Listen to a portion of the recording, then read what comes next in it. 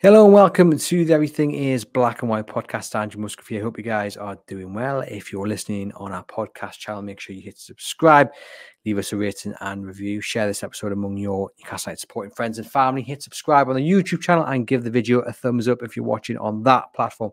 It's time for a new episode of Gibbo's Corner. It's going to come to you in two parts. So this is part one, ladies and gentlemen.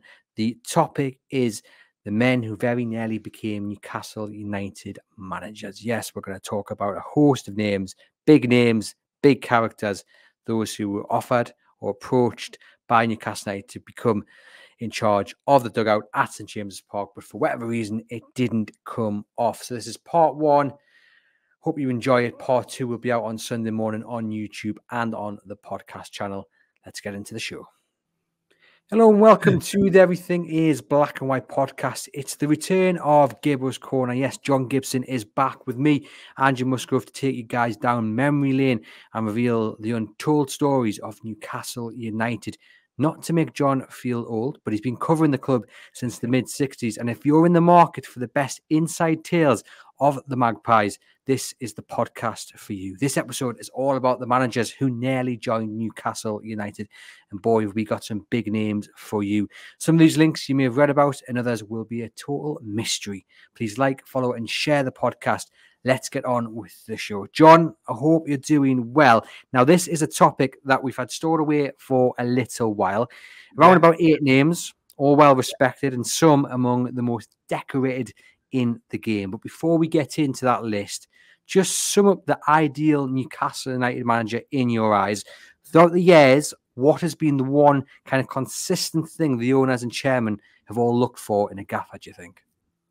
Well, that's a very interesting question, because if you look at Mike Ashley and you look at the current owners, they were looking at very different things. Mike Ashley was looking for mainly for a yes man that would work under certain conditions. The current owners were looking for ambition and driving forward. In the old days, we had the same problem way beyond Ashley. We had the problem of, were we ambitious enough? Or did we just want somebody that would do the right thing? What the fans look for in a Newcastle United manager, I think, is someone with a depth of knowledge who cares passionately about football, hopefully about Newcastle United themselves, although that's not important as a starting point, and somebody that wishes to play with style. Newcastle fans, of which I'm one and you're one, Andrew, we're just lucky to be in the jobs we're in, but we're basically fans. And fans want to be entertained. There's clubs with that history, whether you're Spurs or whether you're Newcastle or Liverpool. We do not want defensive coaches whereby we play with backs to the wall for 90 minutes, get a draw is a good result, try to nick a win. We want to play with a smile on our face, and that's in the main, I think, what good Newcastle managers. You think of Kevin Keegan, you think of Bobby Robson, you go back to Harvey. The good managers haven't been defensive managers. They've been the passionate people who try to go out and win games and win things. Do you think that attacking nature of the game, is that the one constant, perhaps more than anything else, that the fans have wanted down the decades when it comes to Newcastle manager? Yes. I mean, you know, when you look, let's be truthful, we have won nothing for an eternity. It's 1969, it's Joe Harvey. So you could say we've been on the shadowy side of the street ever since. But we've had some wonderful moments. It hasn't all been negative since Joe's days. You remember the Keegan days. You remember Robson's days. You remember what's happening now with front foot. You remember, although it wasn't, front foot, you remember with some affection Rafa's time under a straitjacket. To a certain extent, Chris Hughton went against everything that was to keep us afloat and to survive. But there's been good moments, but there hasn't been enough of them. Some of these people we are going to mention went on to become legends or were already legends. And in some ways, it's a shame that the majority of these didn't actually become Newcastle United managers. Yes, indeed. And as you mentioned there, some of the names we are going to talk about had already made their name in the game. They'd already won things. But when Yeah, approached by Newcastle to potentially become their new manager, let's be truthful, Newcastle weren't always in the best of situations, either off the field in the boardroom, battles going on there, or, staring perhaps relegation or mid-table mediocrity in the face. And yet it always seemed to still be a draw, even to these big names who had won trophies or sure. garnered reputations for being the best up-and-coming manager in the game. Why do you think that is?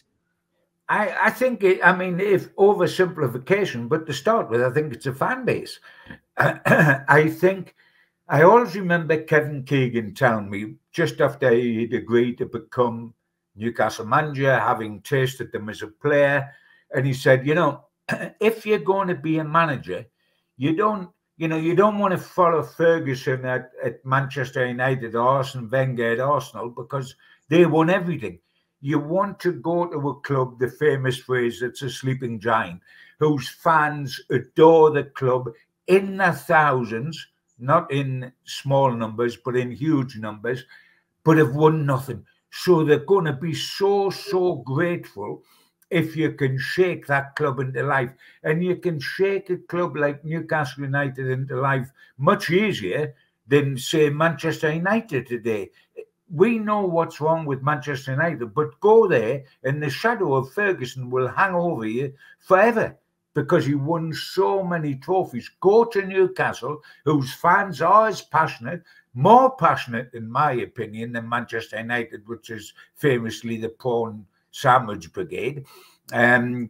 So let's go to a club like Newcastle, who have got this fabulous fan base, who have got a great history of winning things, but it's in the distant past, and let us revive them. And every manager, some managers wanted to come here because they were Geordies. Others wanted to come because they've got very close to being superstars, but think the place to do it. There's very few places as passionate. With respect, I don't think Manchester is a city that's as passionate. The Manchester United fans have been that. The Man City fans haven't got a big background. Yes, Liverpool's passionate. Yes, Glasgow's passionate. And Newcastle is a passionate city. And it's one club in one city. I think that's very important as well. To outsiders thinking, this club is set up to do something big. And it is. Unfortunately, we've waited an awful long time and we're still waiting. I was just going to say we certainly are. Let's kickstart then with the first name, Laurie McMenemy. Gateshead born, went on to win the FA Cup as manager with Southampton in 1976, and then Newcastle came calling. John, just talk to us about Laurie and his him nearly coming to Newcastle. A lot of people today won't realise how big Laurie McMenemy was. He was ginormous. He was big physically, and he was big in reputation, and he was lumped together with the Brian Cloughs, etc. of his day, because he's an absolute legend to this day in Southampton. He become one of my greatest pals because he's Gateshead born. He's an out-and-out Newcastle United supporter, and I was in as a very young man on the start of his career, if you like. He was one of these guys that never had a big-time playing career, but yet become a very big-time manager. A bit like Wenger, a bit like Mourinho, who didn't have a footballing playing background, but went on to become a legend. He'd only played at Gateshead without reaching any standard there, the reserves really. But when I was covering Gateshead and they were a non-league side, before I went to Fleet Street and then came back to cover Newcastle United, when I was a young club, covering Gateshead in non-league, Laurie Mack was their coach. the first team coach when we had Bobby Mitchell, the old Newcastle 50s superstar, as the manager. And on my 21st birthday party, which I held in the Egyptian Cottage, which was a pub next door to the old Tyne Tees television studios down on the banks of the Tyne in Newcastle there, Laurie Mack was at my 21st and stayed as a good friend. Went on to make it through the small time with Grimsby, etc., and then went to Southampton, where he suddenly blossomed. Now, he always talked to me about his love of Newcastle United. And at one stage, although he was at Southampton and carving this terrific career, he said, look, get the word in to Newcastle. I would love to become the manager. It has always been my dream. I've got a wonderful job. I'm living in a wonderful area on the south coast, but Geordie land's in my heart. I approached Lord Westwood, who was then the Newcastle chairman, and made a strong case out why, when the moment comes, Laurie Mack should be considered by Newcastle United. Unfortunately, as in everything else Newcastle did at the time, the actual approach couldn't have been more badly timed. What happened was that Gordon Lee had left Newcastle. He took to his toes to take the Everton job. Controversially, having sold Supermac and sold Hibby, who was the goal scorer and the playmaker of the side, instead of seeing the job through, he up and left out of the blue, went to Everton. Newcastle are suddenly searching for a manager. And then, obviously, Lord Bill thought of what I had said, it had stayed with him. Laurie Mack had a huge pedigree at Southampton by now, and he's a Geordie, which is another huge plus. So Newcastle made their approach to Laurie Mack to become manager in April of 1976. The only trouble was, and can you imagine this, they actually approached him and asked him to take over at Newcastle between the semi-final and the final of the FA Cup. I mean, Southampton are a second division club. Laurie was just taking them into the first division where they were going to be terrific. But it's between... Is he going to walk out on Southampton, having won the semi-final of the Cup, to take a second division side to a Wembley Cup final to play Manchester United? Do you think that he's going to leave at that moment and say, oh, I'll turn my back on that to go elsewhere? Of course he wasn't. It broke Laurie's heart that the approach was actually between the semi-final and the final. Because had it been any other time, had Newcastle waited till after the final, it could have been a totally different ball game. But he knew what he was on, Laurie. I mean, if you remember, Southampton in the second division beat Manchester United 1-0 at Wembley. Bobby Stokes scored the goal and become, I think, only the second Division 2 side to win the cup after 73. You remember, just 3 years earlier, Sunderland had won it. But he had to stay, had to turn them down, and the chance was gone. Ironically, Mark Menemy eventually did arrive at St James's Park because Laurie's son, Chris, became a Newcastle United coach on the coaching staff at St James's Park for quite a while after that. But it wasn't to be for Laurie, who went on to become an absolute legend, as I said, at Southampton. He managed them for 604 games. Can you believe that? 604 games. They won the FA Cup 1976. They won promotion to the top flight 78. They played in the League Cup final 79. There were title challengers in 1982. He was a charismatic manager that attracted big players around him. He signed Alan Ball, he signed Kevin Keegan, and he signed Peter Shilton for a little small club on the south coast. I mean, they were three of the greatest names in English football at the time.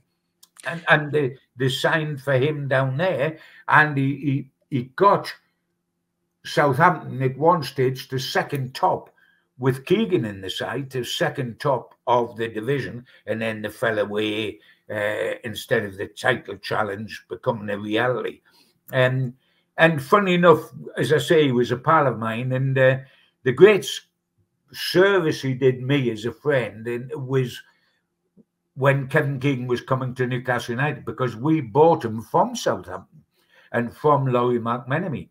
And I've told this story on a different podcast, I think, about KK, of how the place was awash with speculation that Newcastle were going to sign Kevin Keegan. They were completely in the doldrums at the time, in the second division. Sign the current England captain? No chance. In the side at Southampton, it's nearly top, but they knew about the get-out clause that Keegan had, one of the very first get-out clauses. We couldn't nail on whether he was coming or not. I'd put in a desperate phone call to try to get Laurie, or they only got John Mortimer, his number 2. They were in Amsterdam doing a pre-season tour. And he actually got the message off his number 2, Laurie, and he phoned me from Amsterdam airport, putting coins in the box. You could hear the coins going in the box to phone me and say, Gibbo, the deal's on. I've just put KK on a British Caledonian flight to Newcastle. It gets in at so-and-so. We could run the story in the Chronicle from the first edition and go up and meet the plane coming in. And that's called friendship. And he was a terrific guy. He actually ended up doing Newcastle a huge favour, because he went to Sunderland at the end of all the Southampton business and almost relegated them to the third division. Well, he actually did relegate them to the third division. He left just before they went down, but he relegated them. So there was a favour. And a lot of younger Newcastle fans will only remember that case and think, well, he mustn't have been that good a manager. But every manager has his Achilles heel, the club where it didn't work. And if you remember, you got Brian Clough went to Leeds and it famously didn't work. He went to Sunderland, but it was far too late. His heart wasn't in it like it would have been if he'd come to Newcastle, his club. And so it never happened. But one of the fascinating small things about Laurie, is that in those days when he was a young man, and remember he was at my 21st as a coach at Gateshead, you had to do national service. National service was on in those days. And because he was a ginormous guy, I mean, he was like Dan Byrne, huge guy, and got the bill to go with it. National service come along, and he ended up in the Coldstream Guards, which is the local guards just up on the, as you well know, up on the borders there. And his job when he was on the Coldstream Guards is that he was regularly on duty outside of Buckingham Palace in East Busby, standing as guard outside Buckingham Palace. The tourists all coming and having a photograph, and there's this young Geordie lad standing there. And it was Laurie McMenemy who was going to become a famous manager. And he often said, at the night time, they actually went round the back of the palace and stood on guard at the back of the palace. And he said, often the Queen would come out and to go somewhere privately for a private dinner party or whatever, and he would be saluting in his Busby at the back, and she would say, good evening, how are you, as you went past. So he says, he always said he met the Queen 3 times in his life. He met her in a Busby at Buckingham Palace when he was in the Coldstream Guards. He met her at the Cup final in 1976 when she presented the FA Cup when Southampton beat Manchester United, and he met her when he got the MBE. So 3 different occasions, isn't it, from being in the Century box to winning the FA Cup to getting a gong off the Queen. But happy days. At those days, him and Cloughie, who I'll be mentioning later, him and Cloughie used to come up and do an awful lot of talk-ins with myself in the Northeast, because there were huge name managers. Cloughie was winning European Cups, huge name managers, and used to come up and do things because they loved the Northeast. And one of the things that's going around on the BBC archives at the moment, and my attention's been drawn to it regularly, is a clip where Cloughie and Big Laurie and myself in the BBC studios in Newcastle, the Pink Palace, are discussing whether the Northeast was a hotbed of football, which was the phrase used in a famous book was written by Arthur Appleton called the Northeast Hotbed of Football, or whether it was a myth because the clubs won nothing. And that's still showing to these days if the two of us. But I mean, he was so well thought of at the time, as not only did he turn down Newcastle United because their approach come at the wrong time, he also turned down at some stage of his time with Southampton. He turned down Everton. He turned down Leeds, who were a big, big club then, and he turned down Manchester United. So, and as I say, Laurie's still alive, still living in comfort on the south coast. Never left there after, because you go back to where you're a legend. Supermac come back to Newcastle to live, didn't he? Because he's a legend up here. Laurie's living on the south coast now, and he's 87-year-old, but he's still around, still sprightly, and still has an awful lot to say on football if anybody wants to phone him up. Yes, I'm sure he does, John. And that clip you're talking about doing the round, it's well worth a watch if anyone hasn't seen it.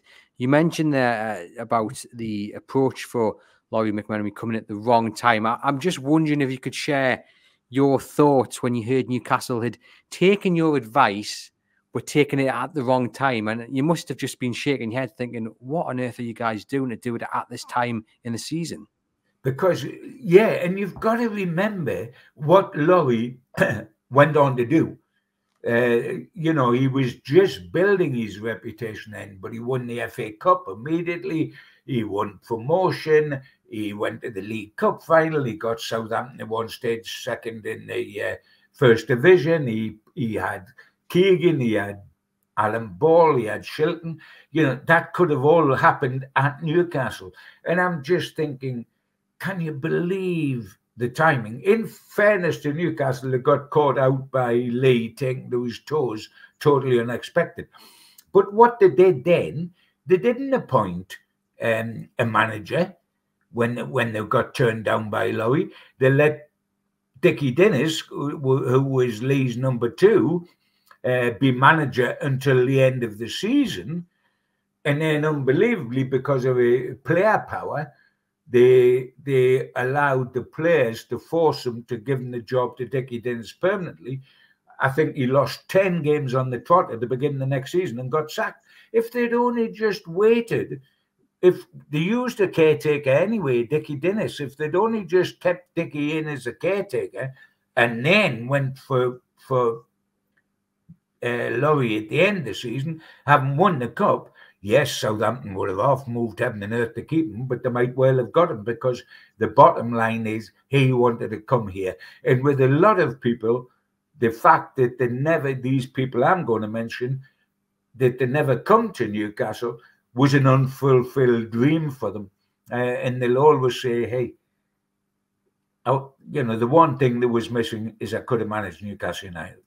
I mean, it's interesting that you mentioned the record of Richard Dennis, 40 games, and he lost the majority of them, lost 18. It's just, I mean, it's just an off point. But when you look at the record of games that managers took charge of in that period of time, I mean, Joe Harvey, 591 games he was in charge for 1962 to 1975. And after that, you've got 74 games of Gordon Lee, 40 for Richard Dennis, and then eventually a bit of longevity with Bill McGarry, who had about 118 games in charge. But interesting numbers there. We're going to go on, John, to the next man in the list who, funny enough, was talked about around about this time. I imagine looking at the numbers, John, we're going to talk about Bob Moncur. Was it Bob Moncur coming in to replace Bill McGarry? Was that the idea?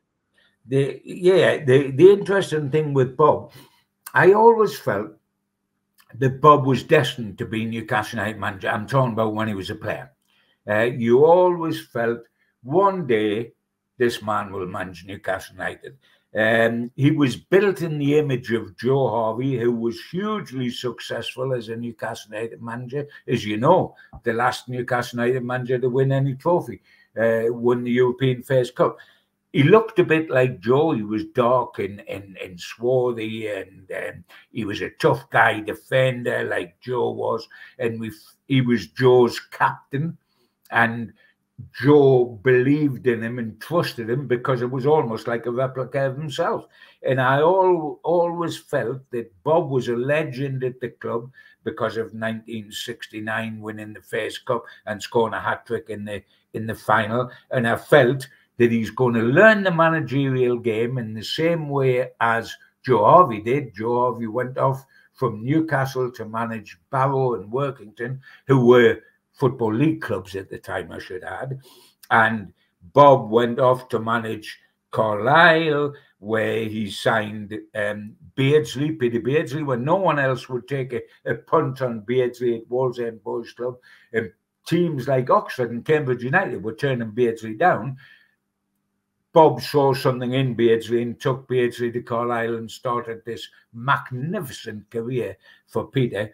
And after being at Carlisle, he went up to Hearts to manage them in Edinburgh because, of course, he came from Scotland, from Perth, and so he was almost like going home. And this was in late 1980. And as you rightly say, Bill McGarry had been sacked as Newcastle manager, and Bill, bless him, was an absolute disaster. What an awful manager he was. And I mean, he was so negative as a guy. He was so grumpy.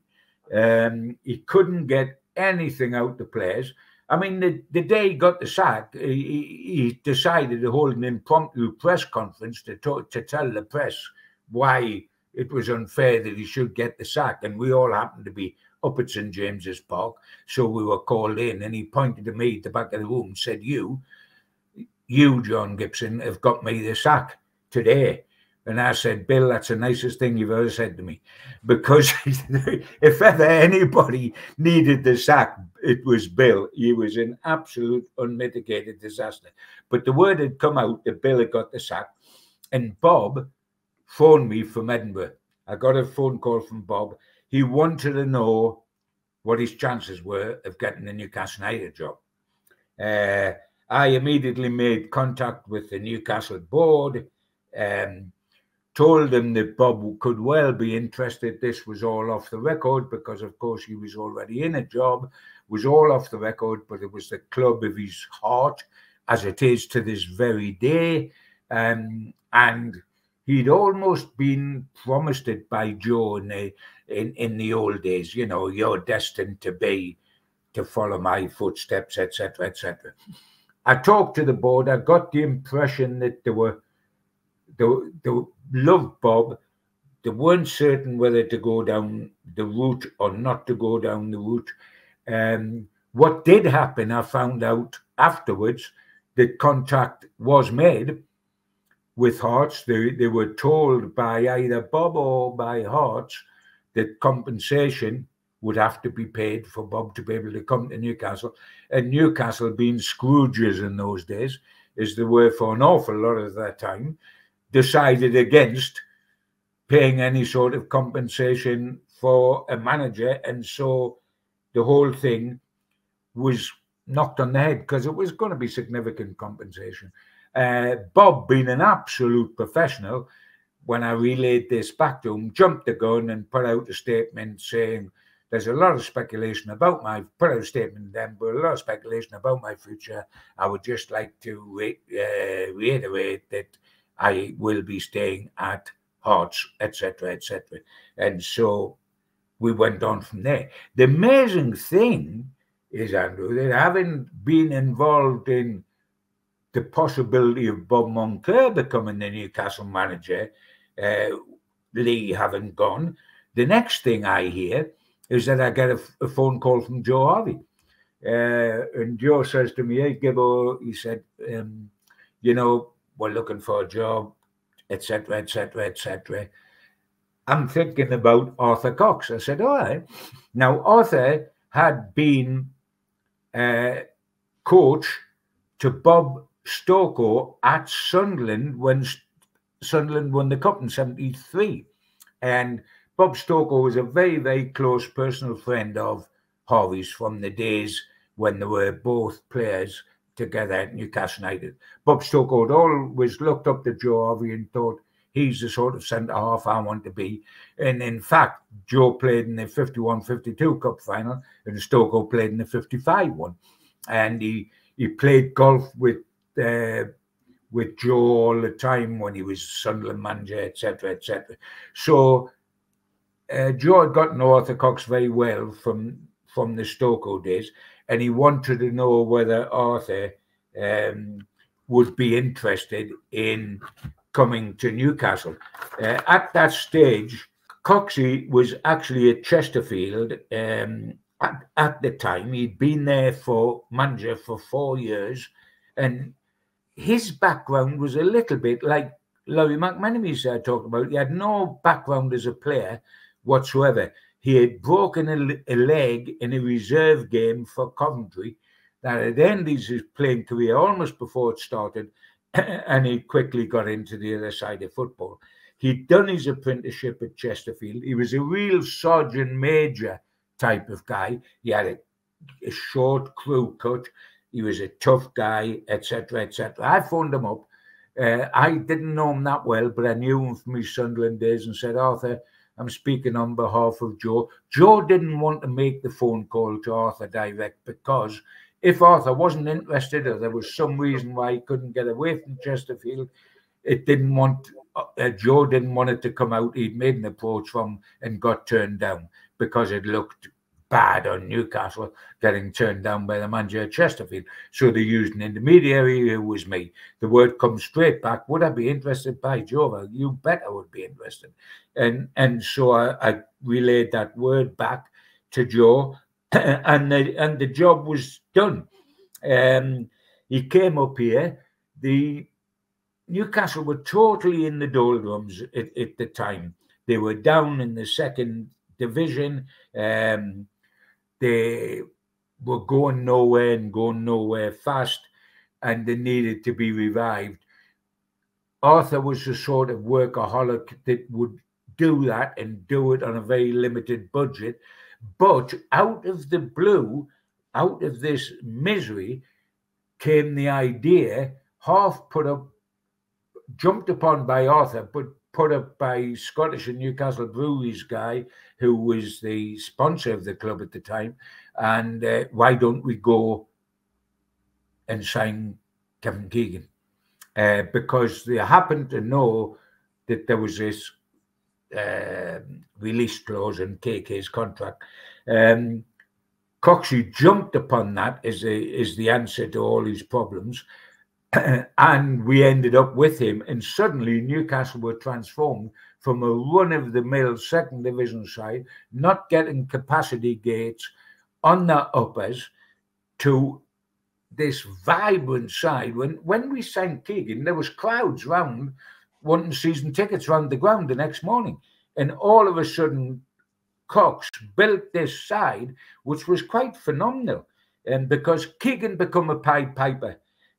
Everybody followed Keegan, and people signed for Newcastle just because Keegan was here. Terry McDermott came, David McCreevy came, Glenn Roder came, and Cox forged this Newcastle United side, which was based on the three strikers that they had, none of whom was a centre forward. We talk these days about having a false number 9, as if that's a new thing that football has never known in their life. Arthur Cox played at Newcastle without a number 9, with a false number 9, because his three up front were Keegan, Beardsley and Waddle. There wasn't an orthodox target man there at all. And Cox was revered as the man, and out of nothing, he built this side with Keegan that won promotion and put us back in the top division. Sadly, Cox realised the lack of ambition in the boardroom at that particular time, and decided he'd been scouted by Derby County, and he went to Derby County, and at the end of the promotion season, and Kevin Keegan had retired, so everything disintegrated for Newcastle. But Coxey was a bit of a wacko, the same as Budgie, the Newcastle goalkeeper, John Burridge, was. In totally different ways, sergeant major types, fitness fanatic types. And he tried to sign all Newcastle players for Derby County. Coxey did. He tried to sign Peter Beardsley, who loved him to death. Peter was at Everton at the time. Peter agreed to meet Arthur and told him, look, I love you, but the Derby aren't in the top division, etc., etc. I don't want to drop down a division, so I'm not going to come. And Arthur said to him immediately, well, the only place I'll be happy to see you go is back to Newcastle. And that alerted Peter, what does Arthur know? Because he did come back to Newcastle to sign for Keegan, who was then manager. But he also tried to sign Budgie for Derby. And this was a meeting of minds, because Budgie told us a story. Budgie went down to Derby County to meet Arthur.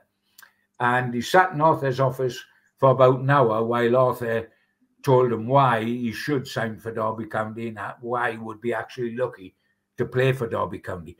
Budgie didn't quite fancy it and said, and Arthur could sense something's wrong. He said, look, I'll go and make a cup of tea. Fancy a cup of tea? You have a bit of a think and we'll conclude it when I come back. So Budgie said, yeah, great. So Arthur went out. Now, as he went out of his office, Budgie heard the key turn in the door. And Arthur had locked the door from the outside when he went out to make the cup of tea, so that Budgie was stuck sitting in his room with the door locked. Budgie suddenly thought, I've got to get out of here because I don't want to sign. And Arthur's a maniac. I'm going to have to sign. So he managed to open the window, if the manager's office, climbed out the window, ran to his car, got in his car, and started driving away. Now, as he was driving away, he saw Arthur rush out to the manager's office with a big teapot in his hand, which was, he'd been making the tea for Budgie. Unfortunately for Budgie, he had to go at the top of the road, round the roundabout, and come back down past the baseball ground to get back home. And as he come back down, past towards the baseball ground, Arthur ran out into the centre of the road onto a bollard, waiting for him. And as he passed, threw the teapot at the car because he was escaping from Derby without signing for him. And Budgie used to say he always sent, the rest of his life, he sent Christmas cards to all his old managers. Considering how long Budgie was in the game, it must have cost him a fortune, because he'd have about 50 cards to send. He had that many clubs. But he always sent them a Christmas card. And, of course, he played at Newcastle under Coxey. And Coxey, every year, when he received the card off Budgie, tore it in half, put it in an envelope, readdressed it to Budgie and sent it back. He wouldn't accept it. He tore it in half. So every Christmas, from then on in, that happened. I mean, he raised Newcastle from the depths of despair through Kevin Keegan, the player. And because Kevin Keegan was sold on Newcastle as a consequence of playing for Arthur, he came back and managed them. So he opened the door to everything at Newcastle. And the wonderful thing is that to this day, Arthur, who's still around and is in his 80s, as Laurie Mack is, at the end of this month, I'm doing a big gig at the Town Theatre with Waddle, Beardsley and Keegan, which are the three forwards of Arthur Cox, who won promotion for Newcastle. It sold out at 1,100. So that shows how wonderful we are about nostalgia as Geordies. And Arthur Cox is going to come up for that. And there's a royal box in the corner, and he's going to sit in the royal box just to watch his three guys on stage talking Newcastle United.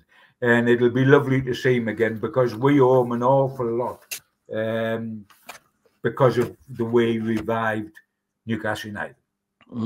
Sliding doors moment maybe then, that Bob didn't end up getting the job, and Arthur Cox did, and went on to, to a certain degree. It certainly worked out for Newcastle, Andrew. Yes, no question about that.